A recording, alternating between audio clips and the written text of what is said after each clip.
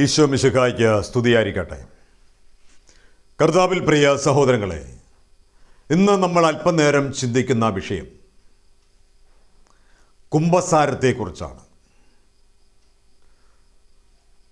നമ്മൾ കുമ്പസാരിക്കുന്നത് വഴി നമുക്കൊരു പൂർണ്ണമായ രക്ഷ കൈവരുമോ, നമുക്കൊരു പൂർണ്ണമായൊരു വിടുതൽ നമുക്ക് ലഭിക്കുമോ എന്നാണ് നമ്മൾ ചിന്തിക്കാൻ പോകുന്നത്. പൗരോഹിത്യ സഭയിൽ മുൻകാലങ്ങളിൽ എല്ലാ സഭകളിലും കുമ്പസാരം ഉണ്ടായിരുന്നു.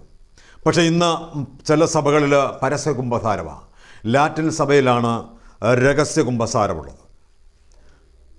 ആ രഹസ്യ കുമ്പസാരം ചെയ്യുന്നത് വഴി നമ്മുടെ നിരവധിയായ പാപങ്ങൾ പോകുകയും അതിൽ നിന്നൊരു പൂർണ്ണമായൊരു വിടുതൽ ലഭിക്കുകയും ചെയ്യുമെന്നാണ് നമ്മുടെയൊക്കെ വിശ്വാസം. കുമ്പസാരിക്കുമ്പോൾ നമ്മൾ എല്ലാ പാപങ്ങളും ഏറ്റുപറയുന്നുണ്ടോ? നമ്മുടെ മേൽ ശാപങ്ങൾ വരുന്നത്, തലമുറയിലേക്ക് വരുന്ന കെട്ടുകൾ വരുന്നത്, നമ്മുടെ ജീവിതത്തിൽ ബന്ധനങ്ങൾ വരുന്നത്, നമ്മുടെ ജീവിതത്തിലേക്ക് നമ്മുടെ മക്കളിലേക്കും തലമുറയിലേക്കും വരുന്ന കണ്ണുനീരിൻ്റെയും ശാപത്തിൻ്റെയും ഒക്കെ കെട്ടുകൾ വരുന്ന പാപങ്ങൾ നമ്മൾ ഏറ്റുപറഞ്ഞിട്ടുണ്ടോ എന്ന് നമ്മൾ ചിന്തിക്കണം. നമ്മൾ കുമ്പസാരിക്കുമ്പോൾ 1 മുതൽ 10 വരെയുള്ള കൽപ്പനകളെ മുറുകെ പിടിച്ചിട്ട് അത് സൂക്ഷ്മമായി നോക്കി ഓരോന്നും ഞാൻ നോക്കിയിട്ട് അതിൽ ഞാൻ ലംഘിച്ചിട്ടുണ്ടെങ്കിൽ അത് ഏറ്റുപറയുകയും അതിന് പരിഹാരം ചെയ്യുമ്പോഴാണ് നമ്മുടെ ജീവിതത്തിലേക്ക് വിടുതൽ വരുന്നത്. നമ്മൾ കുമ്പസാരിച്ചിട്ട് വളരെ സന്തോഷത്തോടെ ആഹ്ലാദത്തോടെ ഇങ്ങോട്ട് ഇറങ്ങി വരും. എല്ലാം പൂർത്തിയായി, ഞാനൊരു പുതിയ വ്യക്തിയായി മാറി, എൻ്റെ എല്ലാം പോയി, എൻ്റെ എല്ലാ പാപങ്ങളും പോയി, ഞാനൊരു പുതിയ വ്യക്തിത്വത്തിൻ്റെ ഉടമയായി മാറി എന്നൊക്കെ ചിന്തിച്ചു വരുമ്പോൾ നിങ്ങൾ ചിന്തിക്കാനായിട്ട്, നിങ്ങൾ കുമ്പസാരിക്കുന്ന വ്യക്തികളോട് നിങ്ങൾ ചിന്തിക്കാനായിട്ടൊരു വിഷയം പറയുകയാണ്. നിങ്ങൾ കുമ്പസാരിക്കുമ്പോൾ നിങ്ങൾ 1-ാം പ്രമാണം ലംഘിച്ചിട്ടുണ്ടോ എന്ന് നിങ്ങൾ ചിന്തിക്കണം. നിങ്ങൾ ഇന്നും പലപ്പോഴും എപ്പോഴും ചെയ്യുന്ന ഒരു കാര്യം, ദൈവം പറയുക, നിന്റെ ദൈവമായ കർത്താവ് ഞാനാണ്, ഞാനല്ലാതെ മറ്റൊരു ദൈവം നിനക്ക് ഉണ്ടാകരുത് എന്ന് പറഞ്ഞിട്ട് നീ മനുഷ്യൻ നിർമ്മിതമായ വിഗ്രഹങ്ങളുടെ മുമ്പിൽ പോയി അതിനെ കുമ്പിട്ട് ആരാധിച്ചിട്ടുണ്ടെങ്കിൽ അത് നീ ഏറ്റു പറഞ്ഞിട്ടുണ്ടോ? നിൻ്റെ കാര്യം സാധിക്കാൻ വേണ്ടിയിട്ട്, നിൻ്റെ കാര്യസാധ്യത്തിന് വേണ്ടിയിട്ട് ഞാൻ ഈ രൂപത്തിന് മുമ്പിൽ പോയി നോട്ടുമാല ഇടുകയോ അല്ലെങ്കിൽ സ്വർണ്ണാഭരണങ്ങൾ അണിയിക്കുകയോ അല്ലെങ്കിൽ പട്ടും മറ്റ് വസ്ത്രങ്ങളും കൊണ്ട് ആ വിഗ്രഹത്തിന് കാഴ്ച അർപ്പിക്കുകയോ ചെയ്തിട്ടുണ്ടെങ്കിൽ അത് നീ ദൈവത്തിൻ്റെ സന്നിധിയിൽ ഏറ്റു പറഞ്ഞിട്ടുണ്ടോ? ദൈവമല്ലേ പറഞ്ഞത്, ഒന്നിൻ്റെയും രൂപമോ സ്വരൂപമോ നീ ഉണ്ടാക്കരുത് എന്ന് പറഞ്ഞിട്ട് അതിൻ്റെ മുമ്പിൽ പോയി നീ ആരാധിക്കുമ്പോൾ അത് നീ കുമ്പസാരത്തിൽ ഏറ്റു പറഞ്ഞില്ലെങ്കിൽ അത് 1-ാം പ്രമാണ ലംഘനത്തിൽ വരുന്നതാണ്. അതുപോലെ തന്നെയാണ് വിഗ്രഹങ്ങൾക്ക് അർപ്പിച്ച ഭക്ഷണങ്ങൾ കഴിക്കുന്നത് വഴി. ഇങ്ങനെ നിരവധിയായ പാപങ്ങളുണ്ട് നമ്മുടെ തലമുറയിലേക്ക് ശാപം വരുന്നത്. ഇത് പലപ്പോഴും നമ്മൾ ഓർക്കാറില്ല, നമ്മൾ പറയാറില്ല. നമ്മൾ ഓരോ പാപങ്ങളെയും ഏറ്റുപറഞ്ഞ് അതിന് പരിഹാരം ചെയ്യുമ്പോഴാണ് നമുക്കൊരു പൂർണ്ണമായൊരു വിടുതലേക്ക് നമ്മൾ വരുത്തുള്ളൂ. അതുപോലെ ഓരോന്നുണ്ട്. ഇപ്പം അതിരുകല്ല് മാറ്റുന്നവൻ ശപിക്കപ്പെട്ടവനാകട്ടെ എന്ന് വിശുദ്ധ വചനം പറയുമ്പോൾ നമ്മൾ അയൽക്കാരൻ്റെ അതിരുകല്ലും മാറ്റിയിട്ടുണ്ടെങ്കിൽ അത് ദൈവത്തിൻ്റെ സന്നിധിയിൽ ഏറ്റുപറയുകയും അത് നീ വിട്ടുകൊടുക്കാനുള്ളത് വിട്ടുകൊടുക്കുകയും ചെയ്തില്ലെങ്കിൽ നിൻ്റെ മേൽ ശാപം കിടക്കും, അത് ശാപമായി മാറും. അതുപോലെ തന്നെ പണം പലിശയ്ക്ക് കൊടുക്കുമ്പോൾ കുറേ സമ്പത്തുണ്ടാകും, കുറേ ദേവാലയത്തിലോ മറ്റുള്ളവർക്കൊക്കെ നീ സംഭാവനയൊക്കെ ചെയ്യും. പക്ഷേ അത് ദൈവത്തിൻ്റെ സന്നിധിയിൽ തെറ്റാന്നുള്ള ബോധ്യമില്ല. അത് നീ കുമ്പസാരത്തിൽ ഏറ്റു പറഞ്ഞില്ലെങ്കിൽ അത് നിൻ്റെ തലമുറയിലേക്ക് വരുന്ന കെട്ടുകളാണ്. അത് നമ്മൾ ഏറ്റുപറയുകയും അതിന് പരിഹാരം ചെയ്യുകയും വേണം. അതുപോലെ മറ്റൊന്നാണ് മോഷ്ടിച്ച വസ്തു നമ്മൾ കർത്താവിൻ്റെ സന്നിധിയിലും ഞാൻ കർത്താവെ ഇത് മോഷ്ടിച്ചു പോയി എന്നൊരു പക്ഷേ ഏറ്റുപറയും. പക്ഷേ നമ്മൾ തിരിച്ചു കൊടുക്കത്തില്ല. തിരിച്ചു കൊടുക്കാതിരുന്നാൽ നമ്മുടെ ജീവിതത്തിൽ എങ്ങനെ വിടുതൽ നമുക്കുണ്ടാകും? അന്യൻ്റെ വസ്തു നമ്മുടെ കയ്യിലിരിക്കുമ്പോൾ, അന്യൻ്റെ പണവോ എന്തോ, നിങ്ങൾ മോഷ്ടിച്ച വസ്തുക്കൾ സ്വർണ്ണമാകട്ടെ, നിങ്ങൾ മോഷ്ടിച്ചെടുത്ത വസ്തു നിൻ്റെ ജീവിതത്തിൽ നിൻ്റെ വീട്ടിൽ കൊണ്ടുവരിക്കുമ്പോൾ നീ മോഷ്ടിച്ച വീട്ടുകാരുടെ ആ കണ്ണുനീര് നിനക്ക് ശാപമായി മാറും. അത് നീ കർത്താവിൻ്റെ സന്നിധിയിൽ ഏറ്റുപറയുകയല്ല, നീ അതിൽ തിരിച്ചു കൊടുക്കാനും അതിന് എത്ര മടങ്ങ് കൊടുക്കണമെന്ന് വിശുദ്ധ ബൈബിളിൽ പറഞ്ഞിട്ടുണ്ട്. അതനുസരിച്ച് പരിഹാരം ചെയ്യണം. ഹല്ലേലൂയ. അങ്ങനെ നിരവധിയായ പാപങ്ങൾ പലരും ഏറ്റുപറയാറില്ല.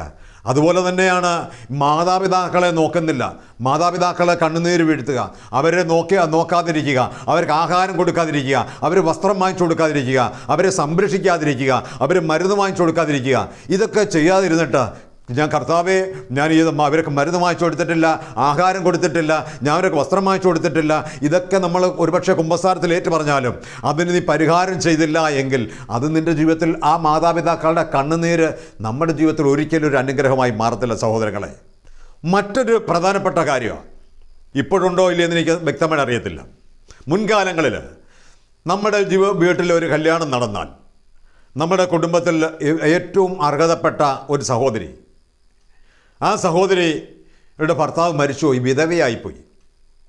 വിധവയായി കഴിഞ്ഞാൽ ഒരു കല്യാണത്തിന് അവരൊരു ഫംഗ്ഷനും അവരെ വിളിക്കത്തില്ല, മാറ്റി നിർത്തും. ഫംഗ്ഷൻ എന്ന് പറഞ്ഞാൽ ഈ പണ്ടൊക്കെ ഒരു പെണ്ണിറക്കം എന്ന് പറഞ്ഞ ചടങ്ങുണ്ട്, ഇവരെ കൊണ്ടുപോകത്തില്ല, ഇവരെ മാറ്റി നിർത്തും. അതുപോലെ പല കാര്യങ്ങളിൽ ഇവരെ മാറ്റി നിർത്താറുണ്ട്. ഇതൊക്കെ ദൈവത്തിൻ്റെ സന്നിധിയിൽ നീതിയാണോ? ഇതൊക്കെ ഇത് നമ്മൾ ചെയ്തിട്ടുണ്ടോ, നമ്മൾ പറഞ്ഞിട്ടുണ്ടോ? അതുപോലെ വിവാഹം വരുമ്പോൾ, യാത്രകളൊക്കെ വരുമ്പോൾ രാഹുകാലം നോക്കും, രാഹു കഴിഞ്ഞിട്ടേ ഞാൻ ഇറങ്ങത്തുള്ളൂ. ഒക്കെ ദൈവത്തിൻ്റെ സന്നിധിയിൽ നമ്മൾ ഏറ്റുപറഞ്ഞ് പരിഹാരങ്ങൾ ചെയ്യേണ്ട പാപങ്ങളാണ്.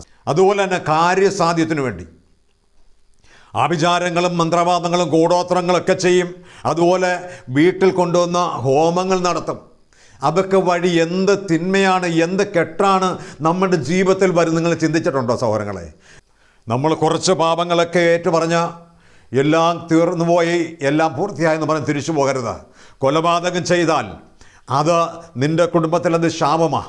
അതുപോലെ നിൻ്റെ വീട്ടു ജോലിക്കാരുണ്ടെങ്കിൽ ആ ജോലിക്കാരെ ഉപദ്രവിക്കുകയോ അല്ലെങ്കിൽ അവരൊക്കെ സാലറി കറക്റ്റായിട്ട് കൊടുക്കാതിരിക്കുകയോ ചെയ്താലും അതും കെട്ടാം.